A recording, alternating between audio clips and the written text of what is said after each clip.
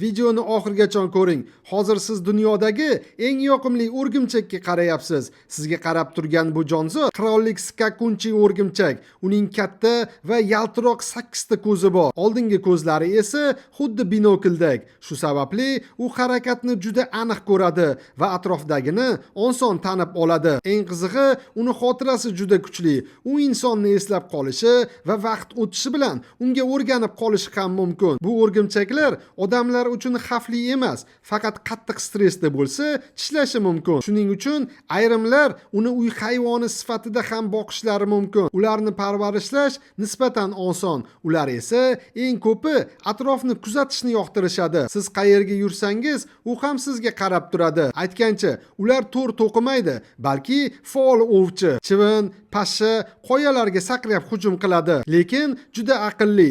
Sakrashdan oldin yuzaga ingichka ip mahkamlaydi. Shunda yiqilib ketmaydi. Endi savol, shunday aqlli va beozor o'rgimchak bo'lsa, siz uni uyingizda boqishga rozi bo'larmidingiz? Fikringizni kommentariyada yozib qoldiring. Bizni yo'qotib qo'ymaslik uchun like bosib, obuna bo'lishni unutmang.